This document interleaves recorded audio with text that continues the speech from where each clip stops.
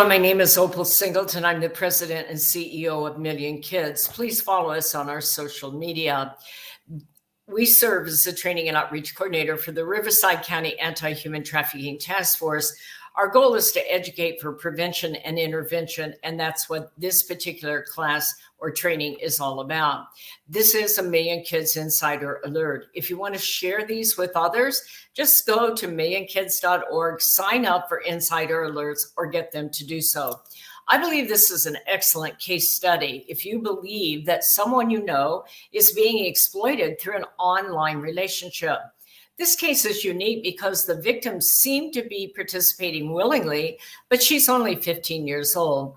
So it started out as the case of Jason D. Taylor. This was reported out of Fontana, California, by the U.S. Department of Justice, where Taylor was sentenced to about 11 years.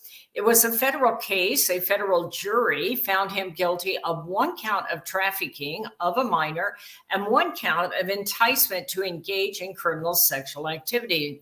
Now, many people do not realize that sex with a minor carries a very long sentence with it, in this case, 11 years, partly because he also paid her for that sex, making it sex trafficking.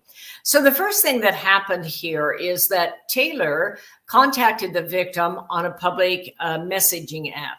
Doesn't say so, but I'm suspecting it's probably Facebook, because once they met, he immediately took her over to Instagram.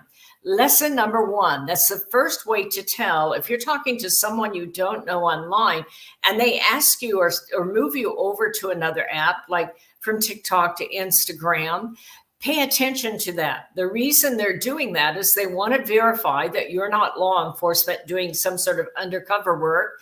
And two, they want to see if you're willing to follow, if you're available and vulnerable. So although she initially represented that she was 19 years old, she almost immediately said, well, really, I'm 16. And finally, she gets it down to the fact that she's 15. His response is, I'll be honest, I like your age, it's kind of hot. So he's making a statement there that he recognizes what he's doing and is willing to go forward. So what happened is they met online, they developed this relationship, and then twice he goes and picks her up somewhere in the Inland Empire that is about 60 miles east of LA, and he drove her over to Santa Barbara, and he took her to a hotel, they had sex, and he paid her $600 for that sex. So what we have here is paid for sex with a minor. Under California law, even though this girl is maybe there willingly, we're not sure, anytime a minor is engaging in commercial sex, it is automatically a victim of trafficking. That means receiving something of value, whether it's money, whether it's fill up your gas tank, whether it's buying you clothes or bling or a cell phone or whatever, something of value in exchange for sex. If you're under 18, it doesn't matter that you're there willingly. That is a case of sex trafficking, and that is what has happened to Mr. Taylor here.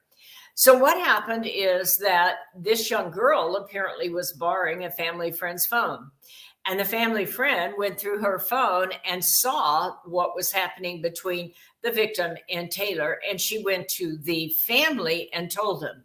So she did the right thing, but the family made their first mistake. And that is they went on the device and contacted Taylor and told him that they were going to go to law enforcement, that they knew about his activity. Don't do that, okay? Because the first thing that Taylor did is he deleted his Instagram account. And so there goes the evidence. But the family friend was smart in this case. She had already taken screenshots of the incriminating communications. If you don't know how to screenshot somebody on a phone, look it up, Google it. It's not all that hard. So even though the victim cooperated with the perpetrator, she's still the victim of sex trafficking, and he is still committing the crime in this case. The prosecutor, of course, is saying that the victim was not a fully developed woman, meaning that she didn't have the adult cognitive reasoning to recognize that what was happening. This is a case where he looked for her, and quite frankly, she's probably not his first and only victim, but he looked for her, he found her, she cooperated, and he apparently agreed that she would take money in exchange for sex. The perpetrator knew she was underage and proceeded to have sex with her anyway, and he willingly paid her knowing she's underage. The minor female was actually engaging in a relationship with someone she met online, and she agreed to take the money for the sex. But it is still a crime in the state of California, and one that carries a very long sentence. So the good thing is the friend of the family found the communication and shared with the family. The not so good thing is that the family went online and alerted the perpetrator. That's not the right thing to do. However, the family friend one more time saved it because she had already screenshot a lot of that information. So if you believe a minor is being exploited, that they met online someone, first, before you ever give a minor a phone or a device, share with them how the internet is made, how pedophiles work, and where naked photos go when you hit send. If your child is too young to have that sex talk, they're probably too young for a phone, because the minute they go online, somebody else is going to have that sex talk for you. Everyone, parents and device users, should see the movie Sextortion, The Hidden Pandemic, coming out this next week. Getting ready to release that. Let me clean that up. It's going to release the first week of March, but we're getting it ready, and it's very exciting. Explain California law to your child, and especially if they're an older teenager, like 14, 15, 16, 17.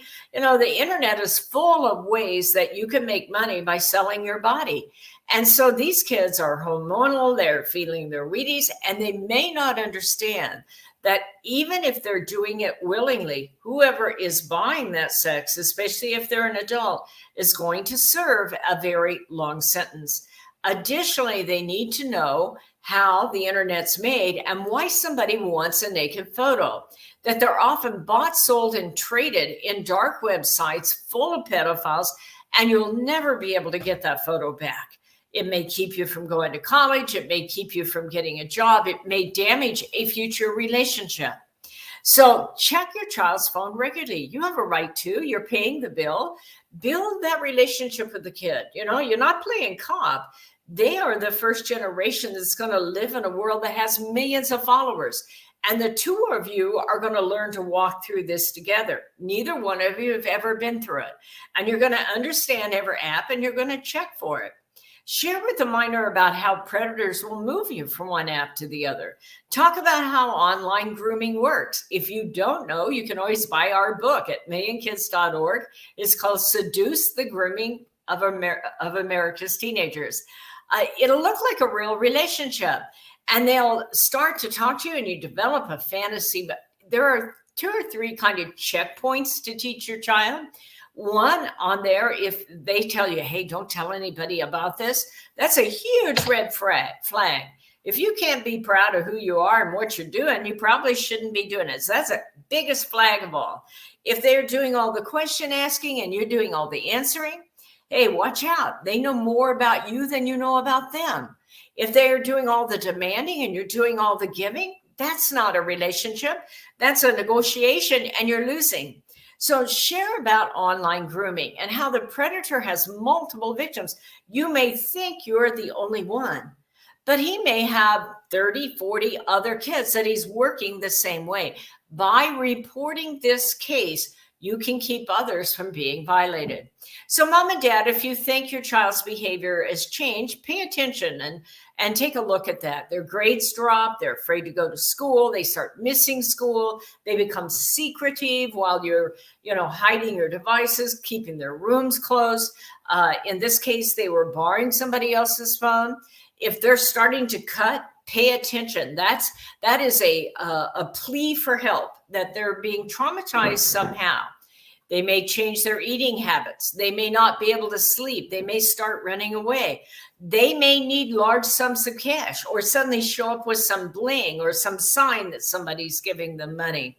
And they may show signs of a fantasy relationship. In those cases, sit down with your child. The first thing you do is do not wag your finger or get accusatory. Sit quietly and just say, I see you dealing with something heavy. Can we talk about that? If they can't, then the thing to do is say, I hope that you're not engaging in something online with one of those photos. But if you are, we can work through it. Is it possible you have one of those photos online? Stay quiet. If they can't, then just say, if it turns out that you're being exploited somehow, I want you to know you can talk to me about it. It'll be the hardest thing we ever did. I agree. We will probably have to go to law enforcement, but I'm here with you and you are not alone. Many of these kids consider suicide, so you really want to sit with them. Then do exactly as we said in this. Do not delete the photo. Do not alert the pedophile. Screenshot the photo and go to law enforcement and let law enforcement interact. And then everybody needs to get counseling. If this is an older child and other children in the home may have seen some of this, they'll need counseling too, and mom and dad too. And you can do it separately so that you can talk privately. Well, our movie, The Hidden Pandemic, the sextortion, The Hidden Pandemic is about to come out. First week of March is the date, and we are excited over the moon. We need your help. We believe we have an avenue now to get it into schools across America, but I want this film shown in every household in America and every schoolroom in America. So if you know someone who is a victim, you can report anonymously here at the National Center for Missing and Exploited Children.